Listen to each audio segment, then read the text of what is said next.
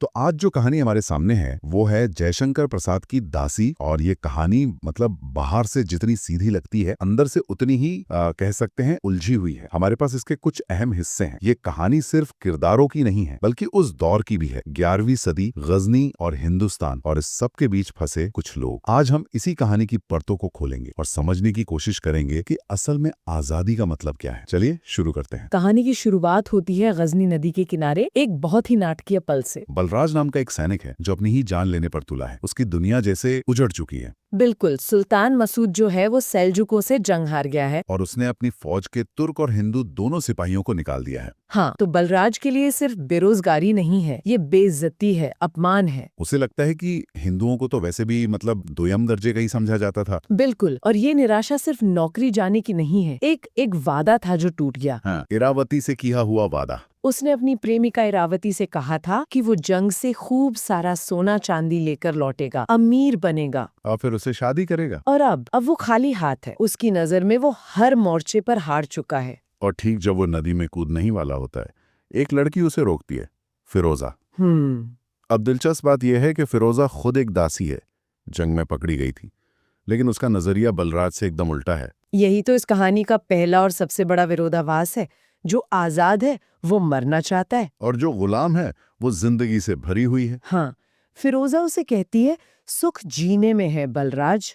उसकी बातों में एक अजीब सी ताकत है, एक जिंदा दिली है जो बलराज की नाउमीदी पर भारी पड़ती है। और वो उसे अपने इनाम के 5 दिरहम भी दे देती है। एक दासी जिसके पास खुद कुछ नहीं है, वो एक सैनिक की मदद कर रही है। हाँ, और यहीं प्रसाद का जीनियस नजर आता है। फिरोजा का किरदार ये दिखाता है कि इंसान की अमीरी या गरीबी उसके पैसे से नहीं, उसकी सोच से होती है। सही बात है। उसकी एक बात है जो कहानी की नींव रखती है। वो कहती है जो आज गुलाम है वही कल सुल्तान हो सकता है। ये सिर्फ एक कहावत नहीं, ये उसका जीवन दर्शन है। एकदम, वो बलराज को सिर्फ पैसे नहीं दे रही है, वो उसे उम्मीद दे रही है। और इसी उम्मीद और निराशा के टकराव को कोई और भी देख रहा है। एक ऐसा आदमी जो खुद इन दोनों के बीच फंसा हुआ है, राजा तिलक। हाँ, तिलक वो उस दौर का एक बहुत ही दिलचस्प किरदार है। बहुत ज्यादा। तिलक सुल्तान मसूद के दरबार का एक बड़ा हिंदू अफसर है। बाहर से देखने पर वो बेहद कामयाब है, ताकतवर है, लेकिन अंदर से वो अपराध बोध की आग में जल रहा है। और वो खुद ये बात फिरोजा के सामने कबूल करता है। हाँ, वो कहता है कि उसका सारा रुतबा, सारी शोहरत इस बात पर बनी है कि उसने सुल्तान महमूद को हिंदुस्तान को लूटने के नए नए तरीके बताए थे। ये कितनी बड़ी बात है। वो कहता है उस रक्त रंजित धन की तालिका बनाना, हिंदुस्तान के ही शोषण के लिए सुल्तान को नई नई तरकीबें बताना, यही तो मेरा काम था। तो मतलब वो अपनी ही कामयाबी का गुलाम बन गया है। बिल्कुल, उसकी वफादारी गजनी के सुल्तान के लिए है, लेकिन उसका दिल अपनी जन्मभूमि हिंदुस्तान के लिए कसकता है। तो कहानी में हमें पहली ही नजर में कई तरह की गुलामी दिख रही है ना। आपने बिल्कुल सही नस पकड़ी है। यही इस कहानी की आत्मा है। एक तो फिरोजा है जो कानूनी तौर पर दासी है, और दूसरा तिलक जो अपनी महत्वाकांक्षा और अपने अपराध बोध का गुलाम है। हाँ, उसे अपनी भूली बिसरी बहन इरावती की याद आती है और उसे अपनी ही जमीन पर वापस जाने के ख्याल से डर लगता है। मतलब उसे अपने ही अतीत का सामना करने से डर लगता है। बिल्कुल, वो कहता है दूर रहकर मैं सब कुछ कर सकता था, पर हिंदुस्तान कहीं मुझे जाना पड़ा तो मैं क्या करूँगा। और शायद इसी डर से बचने के लिए वो फिरोजा का इस्तेमाल करता है। हाँ, वो उसे आजाद करके हिंदुस्तान भेजता है एक पैगाम के साथ कि पंजाब का सूबेदार अहमद नियालतीनगीन बनारस में लूटपाट ना करे। ये उसके लिए प्रायश्चित करने का एक तरीका है। बिना खुद मैदान में उतरे वो फिरोजा के जरिए अपनी जमीर को शांत करना चाहता है। चलिए अब कहानी के दूसरे हिस्से पर चलते हैं। राजा तिलक की मदद से बलराज काशी पहुंच जाता है अपनी प्रेमिका इरावती को ढूंढने। और विश्वनाथ मंदिर में वो उसे मिल भी जाती है, लेकिन ये वो मिलन नहीं था जिसका उसने सपना देखा था। बिल्कुल नहीं। वो उसे गले लगाने के लिए दौड़ता है, पर इरावती उसे ठहरो कहकर रोक देती है। और ये कहानी का शायद सबसे गहरा मोड़ है। इरावती अब वो लड़की नहीं रही जिसे बलराज छोड़कर गया था। उसे मुल्तान की लूट में पकड़ लिया गया था और अब वो एक क्रीत दासी है,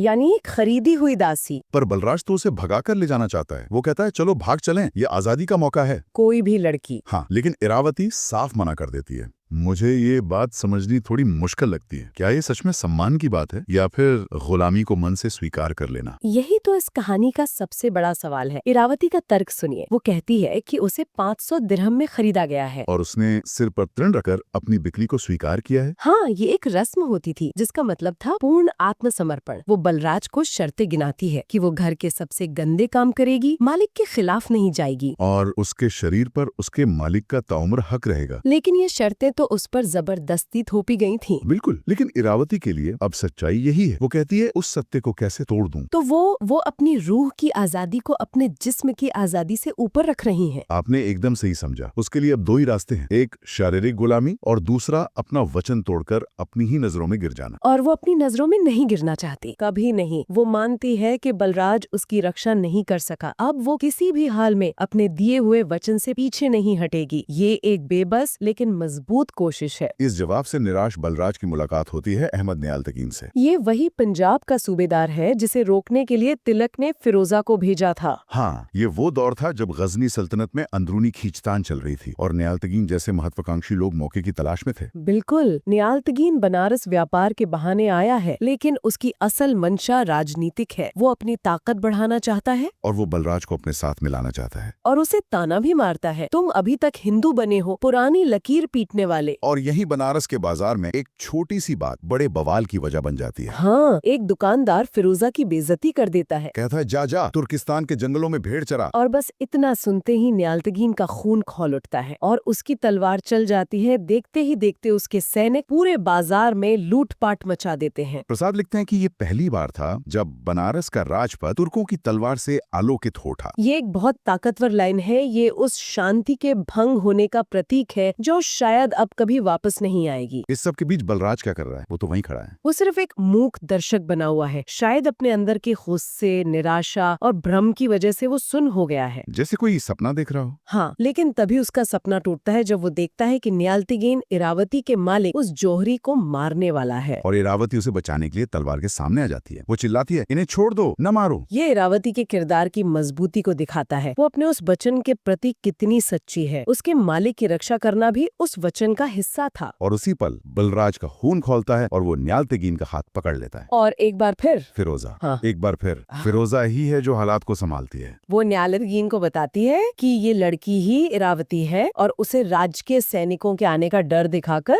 सबको वहाँ से सुरक्षित निकाल ले जाती है। वो हर बार एक तरह की सूत्रधार बन जाती है। वो संकट मोचन है। वो सिर्फ उम्मीद नहीं देती, वो एक्शन भी लेती है। अब कहानी अपने अंतिम पड़ाव पर पहुंचती है। और हालात पूरी तरह बदल चुके हैं। बलराज अब एक हारा हुआ सैनिक नहीं है। नहीं, अब वो सुल्तान के खिलाफ जाट विद्रोहियों का सरदार बन गया है। बलराज ने अपने सजातीय लोगों को पराधीनता से मुक्त होने का संदेश सुनाकर उन्हें सुल्तान सरकार का अबाध्य बना दिया है। उसने अपनी निराशा को एक क्रांति में बदल दिया है। और दूसरी तरफ अहमद नियालतगीन, उसने भी सुल्तान से बगावत का बिगुल बजा दिया है। वो पंजाब का आजाद हुक्मरान बनना चाहता है। तो अब ये दो भागी आमने सामने हैं। एक जाटों का सरदार और एक तुर्क सेनापति। नियालतगीन जाटों पर हमला करता है, लेकिन उसका एक मकसद उनसे हाथ मिलाना भी है ना? हाँ, वो शायद बलराज में अपने जैसा ही एक बागी देखता है, लेकिन जंग के मैदान में कुछ ऐसा होता है जो सब कुछ बदल देता है। वो बलराज के खेमे में फिरोजा और इरावती दोनों को देख लेता है। हाँ, और उसे शायद लगता है कि उसके साथ धोखा हुआ है। फिरोजा जिसे वो शायद पसंद करने लगा था, अब दुश्मन के साथ है। और वो गुस्से में चिल्लाता है पकड़ लो इन औरतों को। और यहीं आखिरी लड़ाई शुरू हो जाती है। बलराज का भाला सीधा अहमद की छाती में। और ठीक उसी वक्त जैसे किसी फिल्म का सीन हो, राजा तिलक अपनी फौज के साथ वहाँ पहुँच जाता है, जिसे सुल्तान ने नियालतीन की बगावत कुचलने भेजा था। और वहाँ का दृश्य बहुत ही मार्मिक है। एक तरफ मरते हुए अहमद के शव पर फिरोजा रो रही है, दूसरी तरफ घायल बलराज इरावती की गोद में लेटा है। और तिलक अपनी खोई हुई बहन इरावती को पहचान लेता है। सालों बाद भाई बहन का मिलन होता है, लेकिन जंग के मैदान में लाशों के बीच। तो अंत में सबका क्या होता है? बलराज जाटों का सरदार बना रहता है और इरावती जो खुद को दासी मानती थी, अब रानी बनती है। तिलक को अपनी बहन वापस मिल जाती है। ऐसा लगता है कि सबके दुख खत्म हो गए। सबके नहीं। फिरोजा, हाँ, फिरोजा वो लड़की जो कहानी की शुरुआत में जिंदगी का गीत गा रही थी, उसका अंत सबसे ज्यादा दुखद होता है। वो अहमद नियालतगीन की समाधि की आजीवन दासी बनकर रह जाती है। वो वहीं झाड़ू देती, फूल चढ़ाती और दिया जलाती रहती है। तो आज हमने देखा कि कैसे किरदारों ने प्रेम, सम्मान और स्वतंत्रता के अपने अपने मतलब तलाशे। बलराज ने निराशा से निकलकर नेतृत्व पाया इरावती ने गुलामी में रहकर भी अपनी शर्तों पर सम्मान हासिल किया। और तिलक को शायद अपनी बहन के मिलने से अपने अपराध बोध से कुछ तो मुक्ति मिली होगी। और अगर हम इसे बड़ी तस्वीर में देखें तो कहानी में हर कोई किसी न किसी चीज का गुलाम था। इरावती की गुलामी शारीरिक थी, जिसे सब देख सकते थे। तिलक अपनी महत्वाकांक्षा और अपराध बोध का गुलाम था, जो एक मानसिक गुलामी थी। बलराज शुरुआत में अपनी निराशा का गुलाम था और अंत में फिरोजा एक याद की गुलाम बन गई, जो किरदार रूह से सबसे ज्यादा आजाद था, जिसने कहा था सुख जीने में है। वो अंत में एक समाधि से,